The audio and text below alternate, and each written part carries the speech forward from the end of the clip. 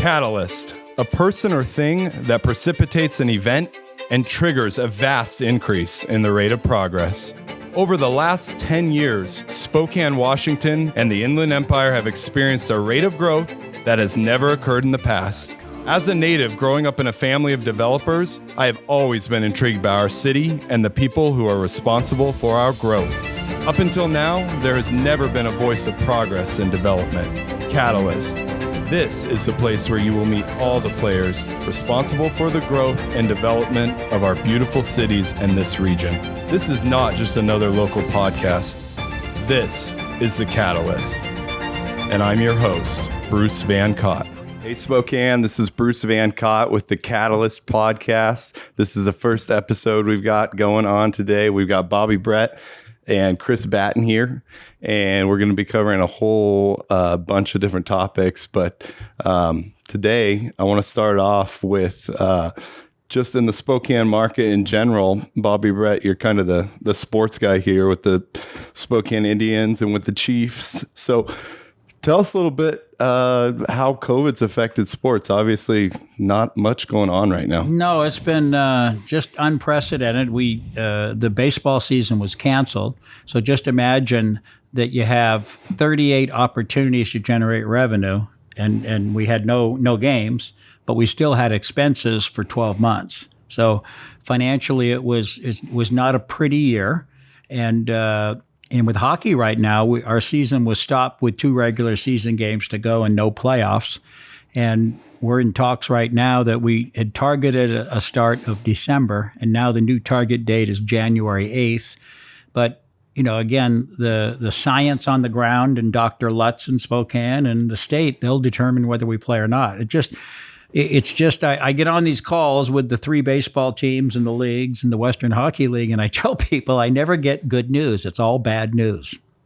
So how are they able to make, things like, how are they playing NBA games, or how are they determining Pac-12 games? Yeah, well, in the NBA, if we look at it, they're playing in a bubble. And so they're down in Orlando, Florida, no fans. Okay. They get tested daily. And the reason they're playing is they get national television money. In minor league sports, we don't get national television money. The Indians put 8 games on local television, but we buy the time and we sell the time, and they're probably marginally profitable. But in the NBA and the NFL, they generate, in Major League Baseball, probably generate 60 to 70% of their gross revenues from television. Wow. Yeah, so they can do it. And again, even when we look at like University of Washington basketball or football, I mean, those football games are very, very popular. So when you look at the major sports in college and football and basketball, and you look at the 4 major league sports, they can do it because they have the television money. In minor league sports, you just can't do it. It's impossible. Where are the main revenue sources come from minor league sports? Well, you have tickets. We look at it as like if you look at a money tree. Yeah. If you look at the sources, the base of the tree is the tickets. When you sell a ticket by osmosis, Bruce, you'll come to a game. You bought a ticket, you come to the game, and by osmosis, you'll have a hot dog. Hopefully, you'll drink a couple beers. Oh, I'll drink a couple beers. And the kids are there. You'll buy a souvenir, and when you sell the ticket, and people come and eat the food, and they buy the merchandise. And then you have big crowds and people buy the advertising. So, but everything is driven off ticket sales in the minor leagues. So what are you doing with for box holders, for box seat holders right now? It was unbelievable because the people had paid for their tickets or put deposits down, and then we notified them in I believe it was May that we're not going to have a season. So 2 things either happen: either you have to give them a refund, or they roll their money over to next year. And what was amazing to me, I believe we had 95% of our ticket holders rolled their money into next year, it shows you that we have a lot of loyal fans and good fans. We have 2 other baseball teams also were in the 90s. So I think what it told me is minor league sports in general, It's affordable family entertainment. And I really do think that our ticket holders really appreciate what we do in our markets, and they know we need that money. So that was really good. So that was one of the biggest surprises with this whole thing, with the shutdown. Yeah, would you say that Spokane's a pretty good, city as far as fans go? Oh, I think Spokane is a very, very good minor league town. We look at the support we get from the Indians and the Chiefs and the media coverage we get. Now, as an owner, we always want more media coverage, but generally it's pretty good. I have no complaints. So what are the players doing? I mean, how is this affecting them? Well, the minor league players didn't get to play, so they were probably in their hometowns working out and doing what they do. Our hockey players have mainly are Canadians. They're they're practicing and working out in rec rinks up in Canada. And we just had the announcement yesterday that the target date is January 8th. But again, what will dictate that start is where we're at. I always say that the day the Seahawks start having fans will be really good for us, because we can imagine how much the Seahawks are pushing government to let them open. I think about half the NFL cities are playing with some fans right now, but not in the state of Washington. So common sense tells me if they're not going to let us play with fans in Spokane, if they won't let the Seahawks play with fans.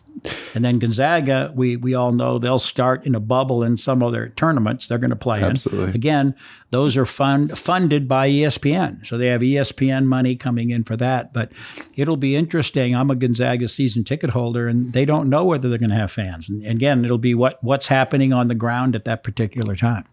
So what are you doing in the meantime to stay afloat, to keep the balance sheet looking good? Well, I was told this years and years ago by a guy, and he said, "Bobby, do you know how to make a small fortune in minor league sports?" And I said to this guy, his name was Ed Chenath. I said, "No, how's that, Ed?" And he goes, "Start with a large fortune." No. So it's been very, very humbling. We've never had anything like this.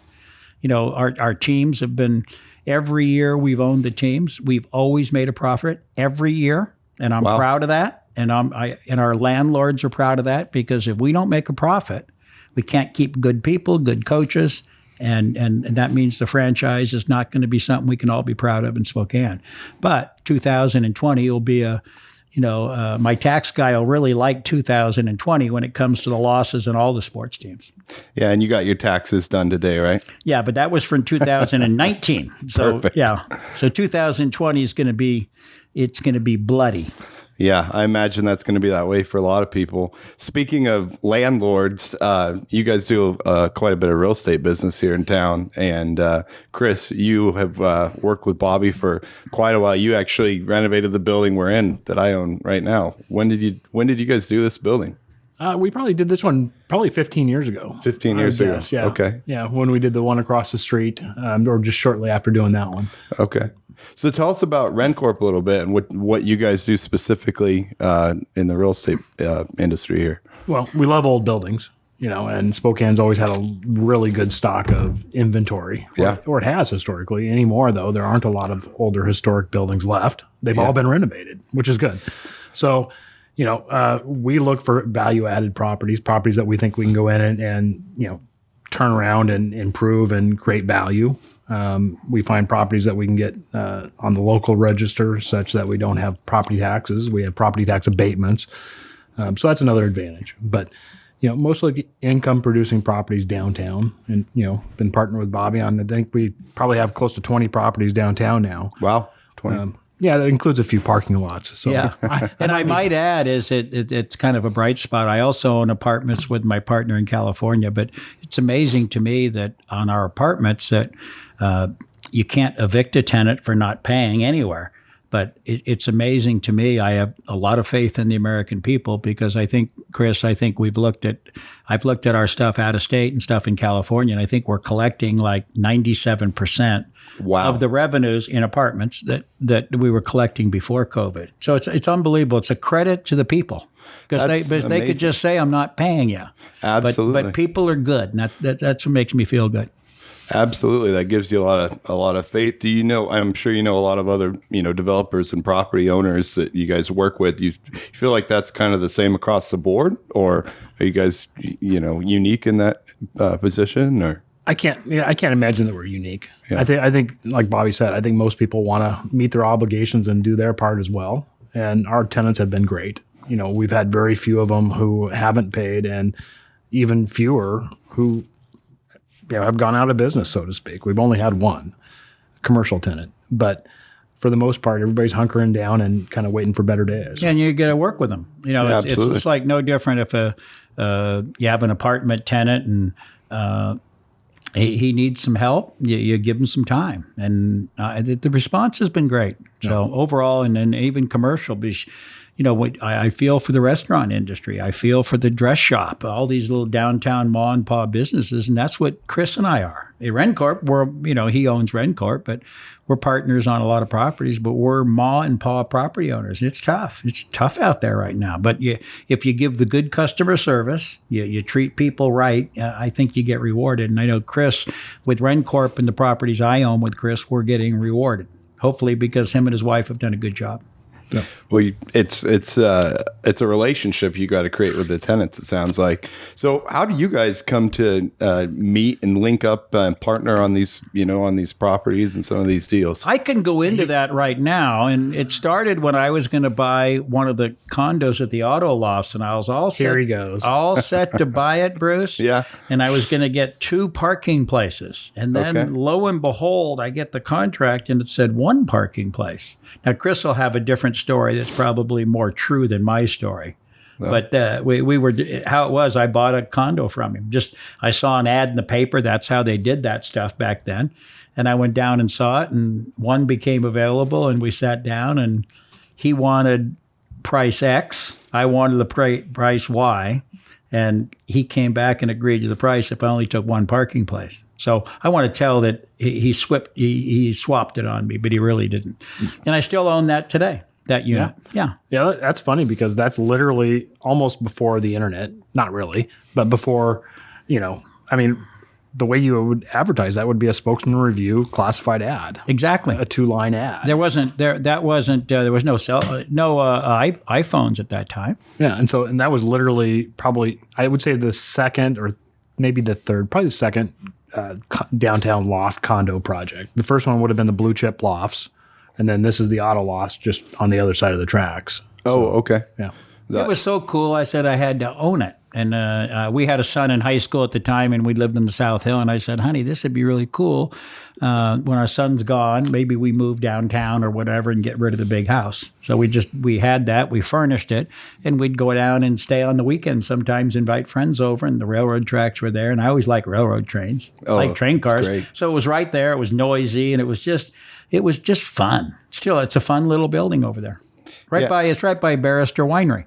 Yeah. Okay. And the barrister, Mike White, a barrister, had a condo in the building also, which was really neat that, that's how I met Mike White, and I knew his partner, Greg, and it was just fun. We'd go down to my condo, and we'd go hang out at Barrister Winery with some local guys that were good guys and running a good, honest, fun business. Yep. That's Greg Lipsker over there at Barrister. Yeah, they make some great wine over there. It's a great local company. And you guys have is it Steel Barrel over there, or the ceviche place with Chad White?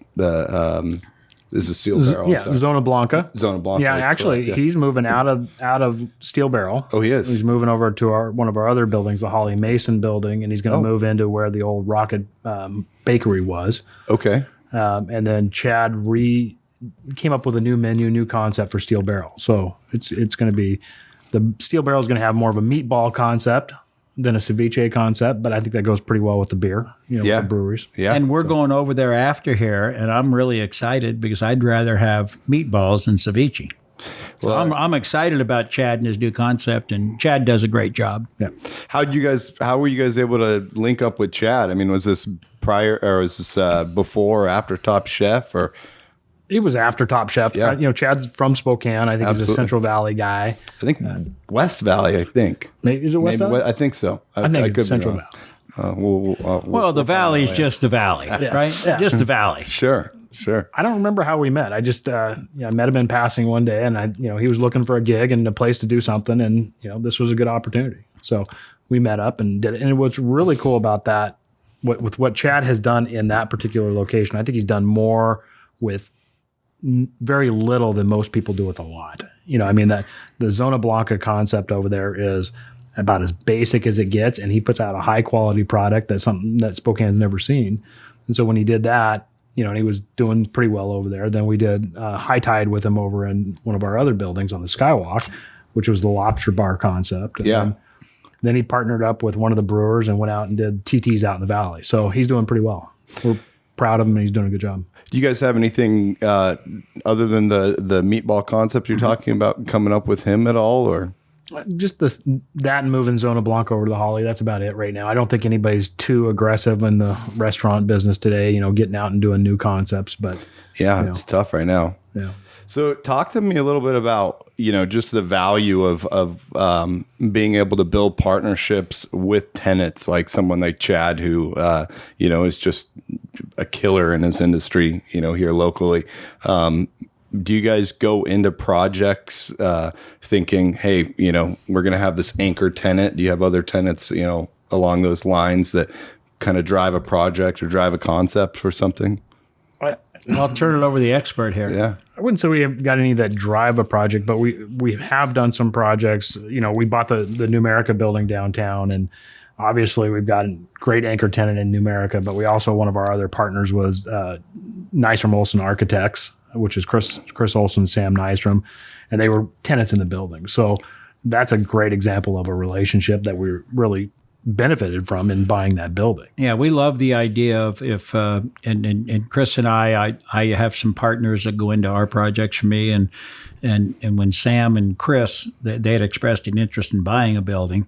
And when we present them an opportunity, we can be partners in it and a tenant. That's really good. Absolutely. So we ended up getting Sam Nystrom and Chris, but then we also got Sam's wife, who runs a wonderful travel agency, which they're kind of shut down right now, but they do a wonderful, wonderful job. Yep. So we got two tenants, and you have a partner. And again, if the building's successful, it's real nice. They pay rent, but at the end of the year, they might get a little cash flow check, which is always fun. We always like getting checks in the mail. Yeah, no, that's wonderful. Yeah. So do you guys, would you say call that a syndication then, kind of? You don't have a big group. Do you guys syndicate many of your deals, or do you guys keep it mainly a pretty close small in-house? group? John Paraso's involved, local. Okay. He's a close, well, for me, he's a very, very close family friend. We do things as families together. John's involved, and then my brother's involved. A couple of my brothers are involved with some projects, and we have a few other partners here and there. Yeah, we keep it pretty much Small friends group. and family. Yeah. more or less. You have to have people that you really, we've always, one of my philosophies is you want to buy it, improve it, and keep it forever. So I'm not saying we never sell anything, but I don't like to sell anything. You buy it, hopefully it's a good building in a good location, and you just keep it. Keep it means a long time. My partner in California, we have properties we've owned since the mid-'70s still. Wow. Yeah, wow. What percentage do you think of stuff that you bought have you sold? Well, we've sold stuff because sometimes you do a true syndication, and those are set up for 5 or 7 years, and you sell them. But to me, when you have a good property, it's just hard. You sell it, and hopefully you make some money, but I'd rather own the asset. Absolutely. Well, especially right now with what the dollar's doing and what, the Fed's printing all this money right now. Have we sold anything, Chris, happen? you and I, that we bought? I don't think we've sold anything, have we? No, we haven't sold anything. I don't foresee selling anything. And we've been pretty fortunate too. We were pretty conservative when we bought our properties, and we bought our properties, most of them, 2010 through 2014, and didn't really jump off too much after that because, prices had gone back up. So absolutely, we got in at about the right time, and no reason to sell. So what keeps you busy, at RenCorp then from that period of, say, 2014 up through now? If, you guys aren't buying at the level, are you guys developing those properties? You buy some of those and hang on to them? Or is it just a brokerage side of things, property management? Or we bought stuff since 14, but most of what we bought, I think, was kind of in that time frame. But we bought stuff, and then constantly, when we bought the Holly Mason building, there was one anchor tenant that basically had half the building, and the risk was that when their lease was up, they were going to move. Okay. And they did move. So what we've been doing is re-tenanting that building. And, when you take the Holly Mason building, fixing up 12 to 18,000 square feet, first of all, it's expensive, time consuming and whatever, and finding those tenants. So we've been doing that over there. And just a few other properties we bought were in need of major repair. It just takes time. We bought the Myrtle apartments. They needed some upgrading. I think we had about 8 or 10 that needed it. As the tenants turned, we'd go in and spend $8,000 to $15,000 on those units and re-rent them. And I think I think we got one more over there. Yeah. We got one more in the campus apartments. We're doing a major remodel of a big unit. So it just takes time. But I can't speak for Chris, but the property management, you got to stay on top of this stuff. It's not a part-time job. Absolutely. You hear horror stories of, property managers who are not taking care of their tenants. Yeah. But I think a lot of times it's a property a manager that has no skin in the game. They're just third-party guys to manage someone else's property. And that's the beauty about the partnership with Chris is basically he only manages properties that he either owns 100% or ones he has partners with. And generally that's me. Right. So are you guys pretty bullish on the Spokane real estate market then right now? I mean, with where prices are at, or? Well, I think prices had gotten kind of out of control. Yeah. But I'm always kind of trying to look forward, but kind of thinking in the review mirror a little bit. But, I remember 2008, 2009, and people were overpaying for things and bottom crashed out. So, I'm not bullish to the extent that I would go out and buy a whole bunch of stuff today. I mean, we haven't seen a lot of opportunities yet, not to suggest that there won't be some. But I think we bought, wasn't the campus and the electric, that was in 2019 we bought those? 2018. Yeah. Yeah. But we and paid, Myrtle was 18 or 19, the Myrtle apartment? 19. Yeah. So we paid market rate for those. Yeah. Maybe a little bit. You always like to get under market, but it's hard. I mean, it's hard. And it's a matter of, you look at buildings, say, if we buy this and we rehab it or we do this, can we get more money for that? Are we going to make it a better building? There's got to be added value. You have to be able to, if you're improving it, you got to get a return on that investment as well. And then we bought the Normandy property that closed. We bought the 5 acres from the city. Yeah.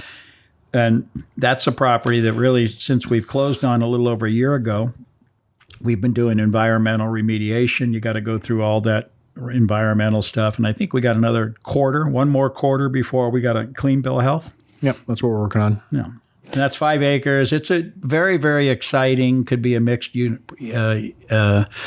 project. I always likened it that in town you got the Perry district, you got the Garland district, and you got Kendall Yards. With Jim Frank's done a fabulous job over there. Absolutely. This little neighborhood could be one. The Emerson Garfield. It's an unfulfilled little area that we think can be really good. Absolutely. And the cool thing about that, you talk about the Perry district and Garland and things like that. You guys have the whole 5 acres. So do you guys have an anchor tenant in mind over there by chance? No, I wouldn't say we have an anchor tenant. We've got a vision in mind. Yeah. And when we bought the property from the city kind of required us to tell them what our vision was. Okay. And, at the time, the vision was more or less an urban village, a mixed-use urban village. And, we've gotten as far as designing 128 market rate apartments on half of the site, which would have been on that west side. Those are queued up, ready to go, designed and priced. In fact, we kind of set it aside when COVID hit, and then back in June, we picked it back up, and we were like, okay, we can see this. We're going to go. Let's move forward. But we've put it on ice right now. I think the city's putting in the COVID shelter at 55 West Mission with the eventual idea of doing transitionary bridge housing has kind of put us on our heels, with the whole project. So we've pretty much kind of tabled the project right now while we see where that goes. But that was where we were at back at the end of July, 1st of August. Okay. So you don't really have a strong time frame then on what you're thinking anymore because you're just kind of playing by the city's rules with what they're doing with the homeless shelter then? Or? Well, it's not by the rules. It was, there was no public input on this. It just was in the newspaper one day. And what Chris has been trying to do is go to meetings and listen.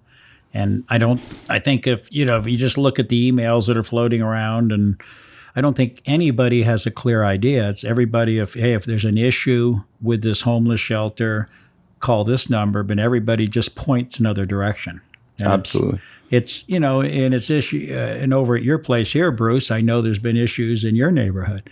But, the one thing is with Nadine, Mayor Woodward, Chris and I had met with her and, tried to get some questions answered, but it's not an easy answer when you have the county, you got Spokane County, you got the city of Spokane Valley, you have Spokane, you have all of these districts that it doesn't seem like anybody can get a straight answer. And we're on email chains of people that are boots on the ground, neighbors in the area that are really, really unhappy. And it's, call this number. And then you hear publicly and whatever, it's working out great. Well, it's not working out great. It's just not. And, the one thing is I wish we could have been involved. If Chris and I would have known this, we would have questioned whether we would have bought the property in the first place. Sure, yeah. Because if they're not going to take care of the residents in the area and the property is on the owners in the area, it's just going to be a free-for-all. And that's what it's been. It's been a free-for-all over there. So one thing I know that, we deal with down here with the homelessness, is they've got a lot of it concentrated in one area. And so, having a shelter over there, I wonder, what are your guys' thoughts if you did, say complete the Normandy project right away, just having people down there? Well, we're not going to complete that project. We have to wait and see what happens over the next 2, 4, 6 months and how they define it, what it turns into. But I don't think anybody can give you a straight answer of what it is and what's a definition of bridge housing. I mean, it sounds good, but what is bridge housing? Yeah. Right now, we've put the project on hold. We're not continuing to pursue anything. In fact, we're looking at other options and how do we pivot from what our original vision was, which I think is a huge loss for the Emerson Garfield neighborhood. I mean, this was a project that would have bridged from Garland to the arena. Absolutely. And really would have defined that north central corridor. So right now we're on hold. We're going to continue talking with the city, see what their vision is. And really, we thought going into this this was dropped in our laps and no input, no feedback from us or anybody else. And then we just found out about it. But as soon as we found out about it, we started having conversations and we were starting to get comfortable with the idea that, there might be a good neighbor agreement that defined how this was going to be operated and what the rules would be, for having a homeless shelter in the neighborhood and what the responsibilities would be. And we also were hopeful that there would be public hearing process for the eventual further use of a bridge housing complex. And right now, as far as I know, the conversation for good neighbor agreement has more or less been put on the back burner, and the city has more or less said, we probably will not go through a public hearing process because they don't have to. So that's really frustrating for us. Whether they have to go through one or not, I keep telling them, what's allowed is one thing, but what's right is another thing. So from that perspective, we've pretty much put all of our plans on hold while we wait to see how this plays out. So from a financial standpoint, how does that affect the project? Does that limit you guys at all as far as what the, original vision was? I guess it could. Well, it limits our desire maybe in some regards, and there are other options for the property. We can pivot and do something different. Do you have any ideas for that yet, or? We're formulating those ideas. We're talking about them. We're thinking about them. We don't know what that is. We still think the highest and best use is that urban village concept. Absolutely. Because one of the things that's fun about that is it takes into account some of the existing historic buildings, the character and the quality of those, and repurposes them as in part of a neighborhood.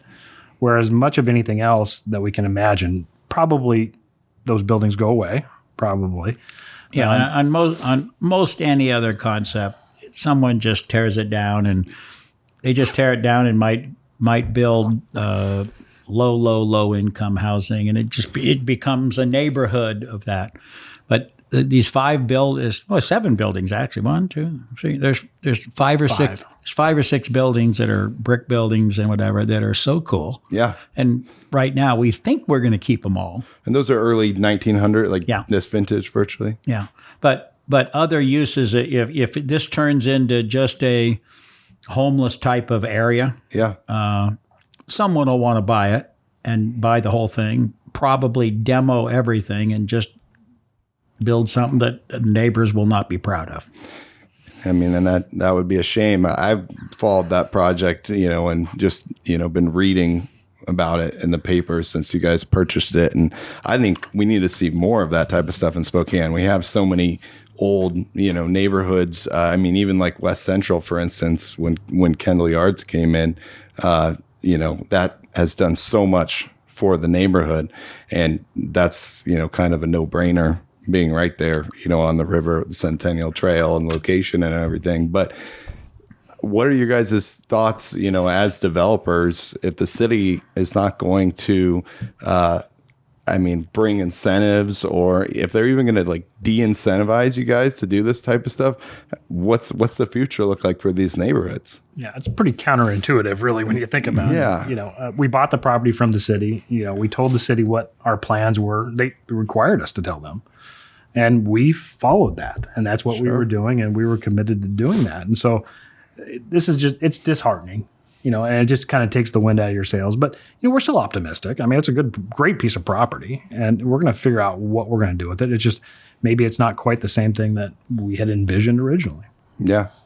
Well, I hope that it's the same thing you guys envisioned, because that's a like I said, that would be a great project. And I think, I agree with you guys. The neighborhood needs something over there. I mean, the neighborhood wants something. It's 5 acres, 4 to 6 buildings. It could be a little bakery, a little restaurant, a little coffee shop. It's crying for that. Yeah. A lot of street parking right by the big office building. What's that building called? Rock Point. Yeah. And it's still only a half a mile from the arena. You could have people before a concert or a hockey game that to go over there and have a drink and park their car there, walk the half mile and come back afterwards. Absolutely. So what effect has the new sports complex had with Normandy Project? I mean, obviously it's a positive thing having anything go in there, but from your standpoint on sports. Well, really, when you look at the sportsplex, I mean, basically what it is an indoor track. Okay. And that's the indoor track is going to be what the PFD and the Sports Commission is the idea that they believe this will generate economic impact, out-of-town visitors for colleges and people coming in to use this indoor track. But it's not ice. It's not a participant sport for high school football or basketball or whatever. And then during the week, the target was, or at least the original plan was, Monday through Thursday, it would be something that the Parks and Rec would program this. So it'll be interesting. Is you have it's owned by the PFD. You have the Sports Commission. Their responsibility is to bring in the events, and then between events. What the thing is that the Parks and Rec might have some programs in it. The one question I always had is Monday through Thursday you have a building that's really, really big. Are you going to let Johnny's basketball team practice in there? Yeah. You have to take down the track, add basketball courts. Heat it and whatever. So it'll be interesting to see how that plays out. But it's a beautiful, beautiful building. Yeah. So I think, for a while there, they had talks of possibly minor league soccer team coming in, but it's not large enough for anything like that. No. Not that everybody's confused, but I think a lot of people are confused. Yeah. There was a I want to call it proposal. There was an idea which I thought was a great idea, and Rick Romero, who does some consulting for the city, who's worked for Mayor Condon, a great guy, terrific guy, well connected, and he's now retired. When the Sportsplex had their money and the high schools had their money to do the football stadium at Albee, he came up with the idea is what we should do is make the Sportsplex a little bit wider and a little bit longer and a little bit taller. and it could accommodate the track in January, February, and March, and high school football in the high school football season. Yeah. And the high schools had $30 million. The PFD had $53 million, so it's $83 million. You probably could have built them both and saved $20 million, maybe $25 million. Wow. And you would have had an indoor football stadium. But I think with a lot of things, the high schools had their money in their site. The PFD had their money in their site. And it was an idea that came a little bit late, and everybody was in a rush to get started. And I think I look back, and 20 years from now, we're all going to look back and say, what a lost opportunity that was. Because I think it would have been just fabulous. Absolutely. And you guys see a lot of that over the time, throughout Spokane. I feel like when the Spokane Arena was built, they had the same thing in the early 90s.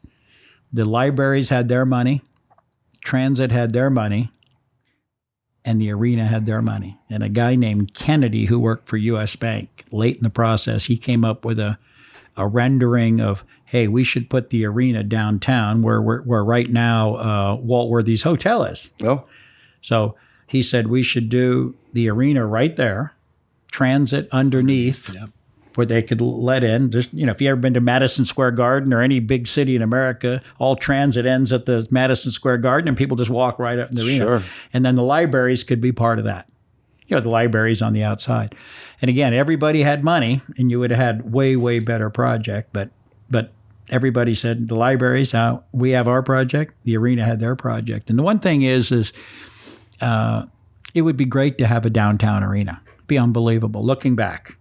But, the arena's on the North Bank, just like the arena in Portland is across the river. And there's been very little development, practically no development, because of the Spokane Arena north of the river. But downtown, I always said, a guy could go to work, have a beer or a sandwich after work, walk over to the arena, and when the game's over or the concert's over, they're right in the middle of downtown, and everybody would have benefited.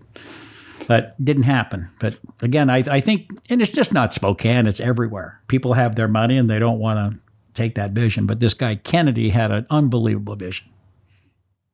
So, and, with the arena being on the North Bank and you guys' project over there, we've got so many people moving to Spokane right now. The housing market's crazy. What's it going to take? Politics wise, or is it more developers? Is it more money coming in to start seeing places, like the North Bank and, like the North Bank connecting to Garland, virtually like you're talking, or, filling out over on the west end of town? Well, I think it is. When you look at, I think Brown's Addition's doing well, right, Chris? Yeah, I think Kendall Yards is doing well. Downtown not doing quite as well because of the COVID. It's time. How long does it take to get between now and then? Kendall Yards is still relatively new, all things considered, and look at that. It's still building out. It's still building out, and Kendall Yards 10 years ago was nothing. Okay, so it's just a matter of time. It'll all infill over the course of time. And I, frankly, having been born and raised here, I don't want it to happen too soon. Absolutely. I love my town, and it doesn't have to be Seattle by any means, but there's opportunity. But COVID's been tough. This is putting people out of business, and certain companies are saying, "Hey, do we even need offices downtown? Maybe they work more remote," which is going to have. The vacancy downtown, Chris, for office has always been between 15 and 20% downtown office vacancy. And again, during COVID, it's going to probably get a little bit higher. With that amount of vacancy, it sure doesn't put an upward pressure on prices for the landlords. It's good for the tenants. And when you really look at it, they had that new restaurant open downtown.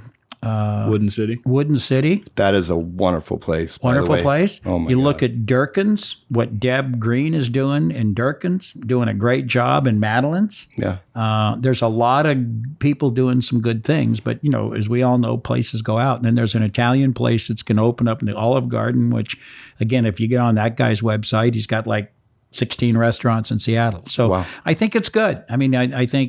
I think with what's happening in the major cities in California and Oregon, and there's a lot of stuff going on there that's not pretty. And I think a lot of young families and people look at Spokane. It's more affordable in those cities. It's not cheap by any means, but I think you'll see more and more young families moving to places like Eugene, Spokane, Wenatchee, Boise. Boise's on fire, what's happening there. But I think a lot of people that maybe, maybe they lean to the right, a little more conservative politics. Idaho and Coeur d'Alene are doing real well. And I think even over in Spokane, we're doing well. We'll benefit in some regards, and people coming to Spokane and kind of leveling that playing field a little bit. Well, I don't see a precipitous drop. I think Spokane always kind of stays pretty steady, all things being equal. Absolutely. So we'll benefit. So, I mean, like you're saying, versus Seattle, they go all in when the market starts running up, and Spokane always seems to be a couple years behind. Do you think we're going to see that? Obviously, there's going to be a decline in the overall global markets here at some point, affecting real estate and stock market. Do you think Spokane's going to be padded from that a little bit, or? Well, I think we'll see that inflow. An influx of new people coming to Spokane, which will help bridge that gap a little bit. I've said for years, when you look at downtown Spokane, all we ever do is trade tenants. We rarely have new tenants coming in, and they're just moving from one building to the next, so to speak. And occasionally we'll lose them. We lost Next IT out of the Paulson, and that just lowered the bar. All of a sudden, it just kind of takes the air out of the room. But there was a couple. You had Next IT left. You had Stay Alfred. Now they went out of business, but Stay Alfred left downtown and went to the Valley. Yep. And what was the third company? E-Tails. E-Tails, yeah. They went to the Valley. Those are ones that whatever reason, not that people want to move. People wanted these people. I know we talked to them about some of our buildings or whatever, but we were unsuccessful. Stay Alfred, Chris, I should have been in business, right? Yeah, I should have been in charge of that rather than putting Chris in charge. No. Well, they were Stay Alfred and E-Tails were both our tenants when they were very small. Yeah, but Stay Alfred, they actually went out of business. Correct. That's unfortunate because that was a great company. So when you look at Boise and Hewlett Packard, I'm not sure, was that the 80s when they came into Boise? Was it Micron or Hewlett Packard? Micron, I think. But they've had a lot of bigger companies move there. They've got quite a few tech companies there. Do you think that that's something, for instance, we've got the Amazon warehouse out there, and those are definitely not the same paying tech jobs that you see down in like Silicon Valley or some of these tech companies have in Boise. But do you think that's something we would benefit from? I think we'd love to. I know all the downtown type of people want to recruit those businesses, but I think some of those businesses that are moving, they really like the politics in Idaho. Really? The more conservative, more business friendly. Absolutely. So what are you guys doing? Anything over in Idaho and Coeur d'Alene or Sandpoint or? Most everything I do is pretty much more or less downtown. Yeah. I don't get too far. Don't go. But we'd like to buy an apartment building if there was something we could find in Coeur d'Alene or Post Falls. That I-90 corridor is not going away. Absolutely. You can. I always say you don't have to be a great driver. You can start in Spokane and stay on I-90, and you'll end up Boston. That's true. Yeah. Yeah. Well, Coeur d'Alene is on fire right now too. It seems like there's a lot of people moving from what I hear. I have a property. I have some acreage on the Coeur d'Alene River, 30 miles east of Coeur d'Alene. And it's funny, there's a few little restaurants out there. And I am shocked that when you go there and, there's people there, how many people from Portland or Seattle end up, and they say they're moving to Idaho. But again, I think with and I think in Portland, one guy I was talking to, he lived in downtown Portland. He goes, there was 40 days of blanking riots. He goes, I've had enough. I'm leaving, and I'm going to go to a more conservative place. Yeah, and we don't see that in Spokane. Well, we had some protests, but and I like to use the word mostly peaceful, yes. Whatever that means. But it was interesting in Spokane when we had the first protest. It usually lasts one day, and I think it went 3 different weekends. But the third weekend maybe had 50 people. But I don't. It's different. Chris and I were downtown because the one night it got a little out of hand. We have property downtown, so we were walking around, and I'll tell you, there was some scary looking people there. And we were on the peripheral, And I live across from the arena. And that night when I was home at night and you see the tear gas going or whatever, and I said, Jesus, this is Spokane? I couldn't believe it. You hurt for your tenants. I mean, really more so than anything else. The buildings, they'll be fine for the most part, but the businesses are hurting and suffering so much today. So when that was happening, your heart went out to them because you didn't know what was going to happen, but thankfully it wasn't nearly as bad. No. Well, what do you guys want to see from city government? It seems like we've been pretty fortunate not to have these type of riots. It seems, and I could be wrong. I got lucky. Out of all the buildings on this row, we didn't have a window broken, and I think all our neighbors did have a window busted out. But other than that, it seems like the news made it seem like a bigger deal than even what it was here in Spokane versus Portland. I wonder how much, just a question, I wonder how much of this has to do with an election it's very contentious. It seems like the Democrats and the Republicans have never been further apart. So when you look at it, you have politics coming in play. And sure. I thought the police department did an outstanding job. To me, it looked like trained protesters that were professional protesters trying to egg cops into doing something. Agitate. Yeah. Chris and I were there. I couldn't believe some of the things that were going on. I couldn't believe it. But I thought the police department that first week, I don't want to say they were taken off guard. They weren't taken off guard. But the second week, I thought it was so organized and planned. And I think they did an outstanding job. I'm proud of our police. I'm proud of our fire. And, I'm a firm believer you need law and order. Protesting is great. I'm all for protesting as long as it's peaceful. I don't care what side you're on. Absolutely. It doesn't bother me.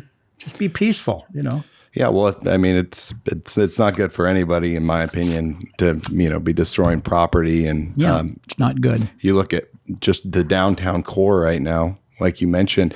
What businesses do you guys have down in the core, or buildings rather?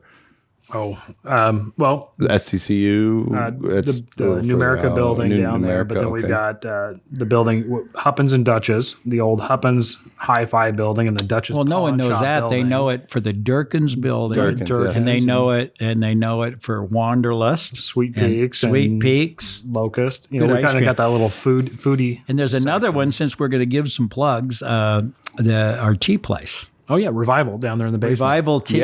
Yeah. Drew's doing a great job down there. That's Drew's a Ferris guy. Went to high school. Great family. He's doing a great job. Drew and Serena, right? Henry. Yeah. Good people. And they're doing a good job down there. And then, then we've got some stuff on West First down there. The old Chris has New the steel Madison. barrel. Yeah, the New Madison building, which. So we got Lush, Echo, One Trees down there. Mm-hmm. Hallett's chocolates down there. But then we've got the Railside and Electric buildings where we've got Whistle Punk. That's a fun one. They do a great You been to job. Whistle Punk? I have not. No. Whistle Punk and Heritage is a little restaurant next door, but it's again a guy in a family. They're making good beer, and it's a very, very cool atmosphere. Good people. Yeah. Well, and one of the things we were really excited before COVID, I think we were almost at the altar, if not close, was this idea of reactivating the alleyways, and the alley between Monroe and Madison. Between Montvale Hotel and that alley there, it's probably the best. It could be the coolest alley in town. Remind you of something in Europe. But we had some momentum going with the city on that. But COVID put a damper on everything. Yeah, but that could be a fabulous little destination alleyway. And so Jerry Dicker owns the Montvale and two other buildings on that block, and he's a partner with us on the Madison. So we've got kind of a core group of ownership there that would really like to see that develop that. And we really think it could be a destination type location. A destination alley. How's that? I like that. And Jerry Dicker's done a great job. Yeah. He's been great for Spokane. So that's got to be pretty convenient having, other owners down there that you can work with that have the same vision. Because it sounds like, for instance, with Normandy, if the city was on the same page. Even the Coles, they've done great things downtown. I mean, we know there are those people, and it's just nice when you see good things happening. And on the what was it? Dan Spalding's done some great things on the east end of downtown on Main. Yeah, Saranac and some of those places they're cool. It's a cool little neighborhood there. It's amazing if you look back to say 2000. Yeah. How much has actually happened, in the last 20 years. It's a transformation for sure. And it all starts with River Park Square. There's no doubt in my mind. Had that project not been done, then you can look at that. Mm-hmm. It goes from RPS to the steam plant, from the steam plant to the Legion building, from the Legion building to the Davenport. And then you have Walt Worthy. I mean, I always look and I say, if I was the mayor, and if the Coles ever walked in my office and they said, "Hey, Mayor Bobby, we want to do this and this," I'd ask them about 3 tough questions and then say, "Okay, you're okay." And the same thing with Walt Worthy. Yeah. I mean, Walt. I mean, those two, the Coles and the Worthys, Walt and his wife, they've done fabulous job. Do you find that? And then we look at Jim Frank, what he's done in Kendall Yards. Another great guy. Absolutely. I'm having coffee with him on Monday, I think. Larry Stone's doing some great things downtown. He's got a big project going on North Bank, right? I'm gonna have lunch with him in the next 10 days, and hopefully he'll give me the inside scoop on when he's really starting. Yeah. Well, I want to get him on the podcast to get the inside. So you scoop like him? You'll like Larry. That's 3 towers he's doing over there, right? Well, he's going to do one first. Yeah. I mean, he's got the plan for 3, but I think the idea is to do one to start off with. Okay. But that's good. Yeah, you should get Larry on. Great project. That'll be a great project, especially with Kendall Yards right across the way. It's just going to kind of connect everything. So, what would you guys say your competitive advantage has been over the last 20 years working together? Chris's looks. Yeah, I think so. I would agree. His wife Ivy, that's what it is. And it's one of those ones where the husband and wife, and Ivy pretty much oversees the property management. She does a great job, but they go to work every day, no arguments, no nothing. I can't imagine most people doing that, but we get along. Yeah, we get along. But really, it's the relationship that Bobby and I have. We've created after 17 years, I think, and through thick and thin, good and bad, because there's been some tough times. 2008, 2009, we were kind of like, okay, well, what did we do? But we worked through that, and I think we're stronger for it. And took advantage of some opportunities and kind of built a nice little nest egg downtown. So what do you see as kind of your guys' vision going forward? Because you guys have, like you said, I mean, you've been very concentrated downtown, and Norm new project for you is kind of it's a jump from your general geographic location.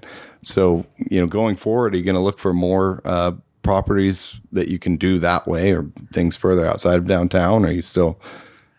I think it's just come down to the numbers. Look for the opportunity. Sure. It's got to have that value add. We don't go in and pay rack rate and buy something for the sake of just doing property management. Bobby's always said is, we're not in the business of doing property management. And if you're buying a piece of property just to pay somebody else to manage it, then you bought the wrong piece of property. So you got to find those value added pieces.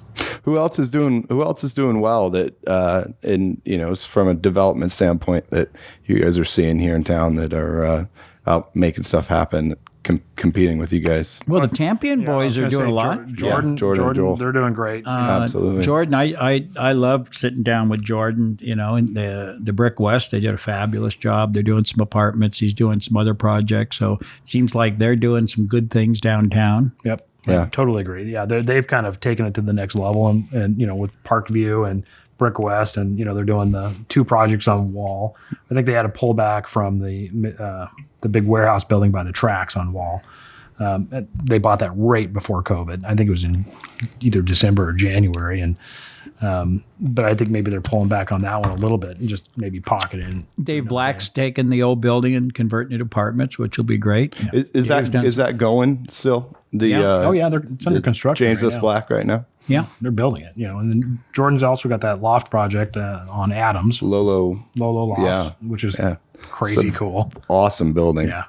He's really turned that whole west side out there, with the brewery and the tower that they've got. They've really done a great job. But Ron Wells got that started. Absolutely. Well, back in the day when Ron went down there, they was terrible. Yeah, Ron and Julie Wells. The old Greyhound bus station was down there. Yeah. It was rough. Skid Row. Ron used to, he always compared that side of town to, where we're at today, right here with with some Then of you the look in Brown's homelessness Addition and that little Italian place, Italia, wonderful little place. heard And great then things. Elk. The Elk is an institution. I wish we would own that building, Chris. Yeah, we've got some great neighborhoods in Spokane. I mean, I think, you look at what the Combs have done, up on Perry. Matthew Collins. He was involved. He designed it, but the Combs developed it. I think with the block house up there. Yeah, That's cool. And then the Perry Street Brewery. I grew up right in that neighborhood. Iron Goat. Yeah, Iron Goat's down over here. So there's a lot of fun stuff happening. John Bryant's doing really good things. No lie. yeah. So you think there's plenty of room for people to come in and be creative and start bringing new concepts in? Yeah. Well, the one thing, the names we're talking about are guys that live here. They love the city. and want to make it good. Even Mountsey, who did the Wonder Building. I mean, he's got ties. He went to Ferris way back when. He lives in Denver full time, but what they did to the Wonder Building is just fabulous. Well, you look at everything in the U District. It was funny because we did the Edge condominiums 10 years ago, and I'll never forget, Bobby. We built that thing, and Bobby was Great like, rooftop patio. yeah, it's cool. And then we built it, but Bobby's like, oh, nobody's ever going to build anything over here ever again. And I said, just wait. It'll happen. He goes, not in my lifetime. Well, he's still alive, and, they've done the Catalyst building over there, and that's really starting to get some momentum. But, we've got some great little neighborhoods. So we're getting close on time here, but I want to ask you guys one more thing. So south of the tracks, you hear this all the time. No one's building south of the tracks where we're at right here. I mean, you've got the Edge building. You're just north of the tracks over there. We're south of the We're tracks. just south of the tracks. Because the tracks kind of angle. But we're also have the Holly Mason south of the tracks. Okay. But there isn't quite as much. Well, you have the old Inner players, aren't they putting apartments there, Chris? They did, and we did the Soto. Yeah. The old Danmore apartments over there across from Super. The red apartments, old brick building. Oh, and then HDG. Yeah, over by Josh Deson's place. Josh did a fabulous job. Fabulous. Yeah. Our Sodo south of downtown apartments are right next door to that. In fact, he was the one who saw Chris one day and he goes, "Hey, I have this color. You should paint it." And Chris showed it to me. I said, "You've got to be kidding me! Like, no way!" But it works great. Well, I don't know if it works great. Fun. I don't love it, but it like Chris said, it's fun. I do. You drive down the freeway, you can see it. Yeah. And it's a cool building. Right? The units are really, really small, but they are so cool. I think they're like 370 square foot units. Wow. But they're cool, and we have really, the young people you expect living there, but they're great tenants, and it's always full. Right? What's something like that rent for 370 square feet? About $725. Wow. But it's got all the amenities. I mean, it's got bathroom, shower. They're cute. No, hot water. Yeah. All the amenities. Yeah. But seriously, I mean, you guys, you're furnishing them? Do you guys provide internet? I mean, when you sell the amenities, it does include wireless internet service. Okay. But it's got the club room and it's got, the workout facility. Yeah. For a smaller building, it's got everything. The workout facility is smaller than your desk, but it's a workout facility. It's not big. So you think that's the key then to maybe some of the stuff south of the tracks is maybe, Well, I think when you look at Spokane and you say, I think if you can have places that are nice, and these were new kitchens, new bathrooms, and they're really cool. For $700, Chris, there's nothing cheaper that's that nice. Is that correct? Yeah, I would definitely say that. Yeah, and they've got character and they're quality little units. I think when you talk south of the tracks, you have to really start looking at all the social service agencies that have dominated this side. Yeah, and how we work with them and how we deal with that. That's a big issue with developments south of the tracks between here and the I-90. Have you had much luck working with the social services? I mean, working with people like Catholic Charities and some of these different companies? Or I think that's a challenge. We've got, we own the Luminaria building where Steel Barrel is and Zona Blanca, and we've got City Gate right next door. I think we can work together, but I think they have to be good neighbors, and I think we should have a certain level of expectation of our neighbors. And when they invite people to the neighborhood that they service, that they take some ownership. They have to take ownership of a geographical area, and support their neighbors. And really, when they do that, I think what they'll find is that their neighbors will give back.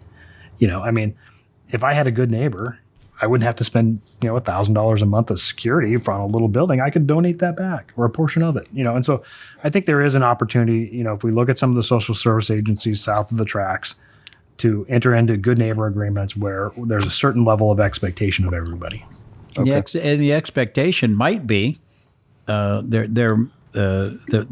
guests or the people coming to are not just hanging out on the streets and sleeping under places. Hey, guys, you got to be a good neighbor. We can't do that. And just take a sweep around and pick up. I mean, as you know, you walk under a lot of the overpasses or whatever, it's not pretty. Well, when was the last time you walked just down here under Brown, under the underpass? It hasn't been long. I walk there, every once in a while. I head over and go check out, hit the restaurants down there on Main and go You're down a brave to, soul. It's dirty down there. I mean, it is. It's rough down there. But to me, it shouldn't be that way. It shouldn't be that way. But it's not. I don't think it's unsafe. I think that it looks that way. So perception becomes reality. Absolutely. And could you imagine having a restaurant or anything in close proximity where people that were your customer, think of Bridge Press and MB wineries or Robert Carl right here. Well, people, there's perception, and that perception it's not safe. And whether it is or isn't, that's what people perceive. Yeah, and that's and with COVID too, that's even more tough. I mean, I would say, I guess the last thing I want to ask you guys about is just, it seemed like this neighborhood specifically, we were getting some great momentum with places like Bridge Place, and then COVID hits, and it just kind of takes the wind out of the sails, unfortunately. But how much power do you have as a developer in a place like Normandy or a place south of the tracks to come in if you control a certain, sizable amount of property to be able to bring in the amenities like you're doing with these apartments, to bring in the restaurants, to partner with the right people. Yeah, I think I'll comment off Chris, but you need partnerships. Yes. I mean, we need, we have a vision. The city knew our vision. A lot of the neighbors knew our vision and supported it. But if the neighborhood is going to the shits, it's hard. So Absolutely. We're on hold, and I don't think, Mayor Woodward, it's not one person. This is 3 or 4 agencies. It's Spokane County, Spokane Valley, City of Spokane, and then you throw all the politics into it. Someone's up for re-election, and hey, you can do this as long as it's not in my neighborhood. That type thing. Absolutely. So for me, I feel really frustrated because everybody just wants to point to another direction. Oh, you got to talk to this person who says go to this person who goes to this person. And we're on a big group email chain, and I really feel for the neighbors. There's some neighbors that are trying to run small businesses, and they're very, very frustrated. Absolutely. What are your thoughts on that, Chris? Yeah, no, I would agree. I think right now there's not a lot of dialogue going on. And you can blame that in part on COVID. Zoom meetings don't work. They're not effective for public meetings by any stretch. But I think the city needs to engage with the neighbors and come up with a good neighbor agreement and work through it. But I don't believe that particular building in that particular location is the best location for bridge housing. And especially But you can't define bridge housing. Yeah, they haven't defined it. Absolutely. And until they define it, you can't even tell whether it fits the zoning. So we're working through it. And like I said, I'm optimistic, but right now we're on hold. Well, I sure hope that they can define bridge housing, and you guys can, figure out some of these different issues you guys are working, because that would be a fantastic project. And I sure think that Spokane needs to see, more of that type of stuff. And we're going to go off to a meeting at the Steel Barrel right now. Chris and I have a meeting at Steel Barrel. Right. We're going to go have a beer. Great. And a meatball. That sounds wonderful. You want a meatball? I'll buy you a meatball. I'm definitely going to have to come down and check it out. What sounds better to you? Beer and ceviche or beer and a meatball? Oh, come on now. Ceviche it's hard. Good. The ceviche, he does a wonderful job with the ceviche. Oh, no. I'm excited to try he's going to move this. He's just changing the menu there. But one of our other places, he'll have the ceviche, which my wife loves.